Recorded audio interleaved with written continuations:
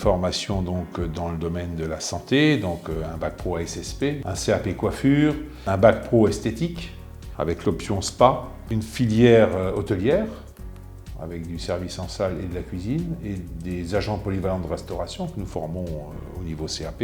Également une mention complémentaire dessert de restaurant, donc c'est une toute nouvelle formation qui a vu le jour l'an dernier. Un bac pro commerce avec l'option digital marketing. Également une troisième pré-pro pour des jeunes qui se destinent à être orientés en lycée professionnel.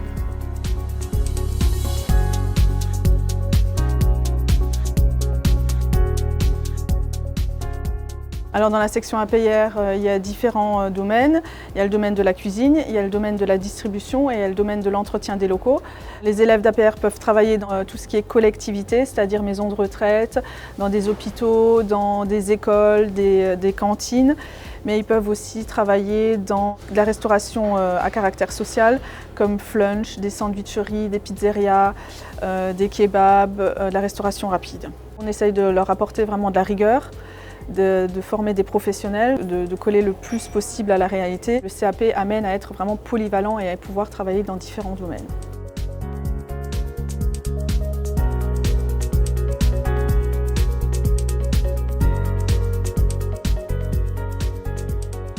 Pour le bac pro, les élèves choisissent à la sortie de la troisième leur option, que ce soit vers les arts du service et de la table ou que ce soit vers la cuisine. Une fois qu'ils ont choisi leur option, ils ont des séances de travaux pratiques, de technologie appliquée et de technologie dans le domaine qu'ils ont choisi. En deuxième année, ils restent toujours bien entendu dans leurs options. Ils ont des séances de travaux pratiques chaque semaine et qui permet d'appréhender la partie théorique du métier, mais également le contact avec la clientèle puisque nous fonctionnons sur un restaurant d'application qui est ouvert à la clientèle extérieure. La troisième année, ils ont encore une période de formation en entreprise qui nous ramène à 22 semaines de période de formation en entreprise dans la globalité de la formation. Alors les stages sont prépondérants pour les élèves parce que nous, dans une école hôtelière, dans un restaurant d'application, nous sommes en partie, à moitié simplement dans le contexte professionnel.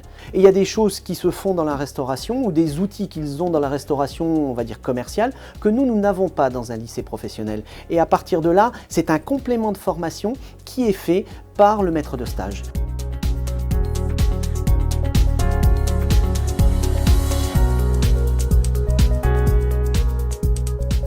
La mention complémentaire cuisinier dessert de restaurant, comme le nom l'indique, c'est une mention qui est donc complémentaire. Elle est donc spécifique pour des cuisiniers de formation en cuisine. Les élèves sont répartis donc dans différents secteurs de restauration. Donc ça va de la restauration traditionnelle, brasserie, gastronomique. Ils ont également donc, la possibilité de faire un stage également en pâtisserie boutique. Beaucoup de partenaires, beaucoup de restaurateurs n'ont pas forcément de pâtissier proprement dit en charge dans leur structure. Et ce qui permet justement à un cuisinier d'avoir une compétence complémentaire en pâtisserie et à mon sens qui permet donc une embauche plus facile.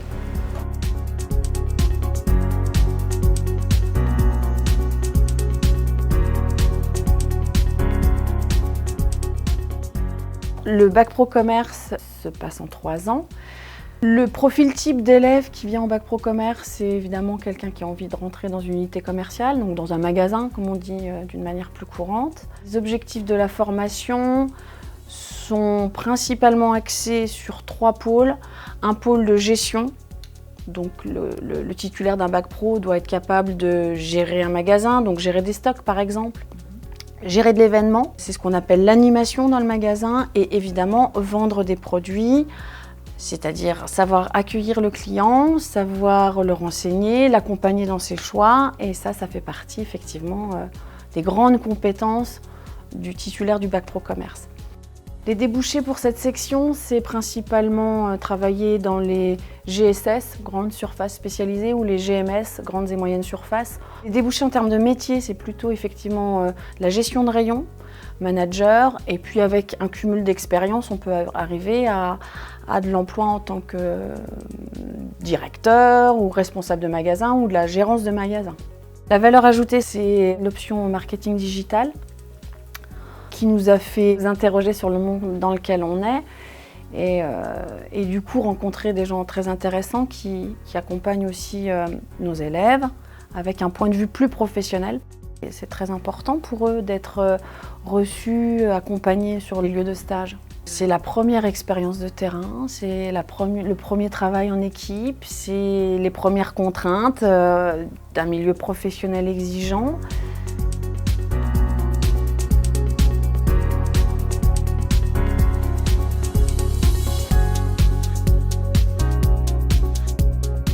On forme au métier de coiffeur, on forme au métier de coloriste, technicien, de manager, de salon et de chef d'entreprise.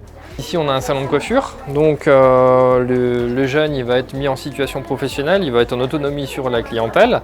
Les clients viennent se faire coiffer ici et nous en tant que professionnels nous encadrons simplement les élèves et on les accompagne dans leur parcours de coupe, de couleur, de permanente, de balayage, d'effet mèche, pour qu'ils réussissent à réaliser la technique la plus proche des tendances possibles.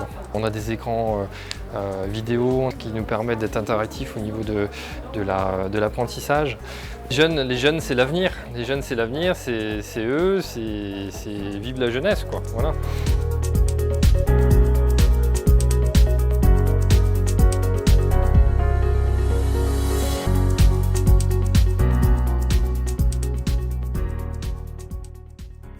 La formation esthétique au sein de l'établissement, c'est une formation qui se déroule sur 3 ans. Les 2 premières années sont vraiment prévues pour passer un examen CAP et la dernière année, passer l'examen Bac Pro, avec une spécialisation soins du corps, donc le spa. Après l'obtention d'un bac professionnel, elles peuvent directement intégrer un salon d'esthétique, donc devenir esthéticienne. Elles peuvent également atteindre un poste un petit peu plus haut en tant que responsable adjointe, voire responsable. Elles peuvent aussi après se diriger dans le milieu de l'hôtellerie pour le spa. Elles ont aussi l'opportunité de devenir conseillère beauté, donc dans différentes structures, que ce soit parapharmacie, parfumerie ou même milieu totalement de la vente. Elles peuvent également intégrer un cursus commercial en ayant un diplôme supplémentaire. Vraiment, le milieu est très varié et vraiment beaucoup de débouchés. La valeur ajoutée du lycée, c'est l'opportunité de travailler avec des professeurs qui sont hautement qualifiés, notamment l'une de mes collègues qui est meilleure ouvrier de France. On a aussi l'opportunité de travailler avec diverses associations pour mener des actions caritatives. Donc, au cours de l'année, elles font des animations avec des enfants, dans des maisons de retraite, avec la Croix-Rouge, ce qui leur apporte aussi une autre vision du métier. Les stages sont vraiment très importants pour leur apprentissage.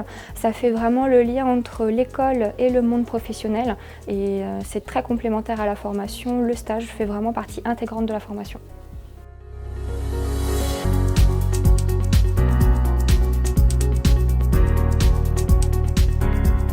Dans la section ASSP, donc accompagnement, soins et services à la personne, on va donc travailler avec 2 types de publics, donc les enfants et les personnes âgées, personnes handicapées, personnes malades. Les stages 22 semaines sur les 3 années. En seconde, c'est surtout les stages dans la petite enfance, 2 périodes de 3 semaines.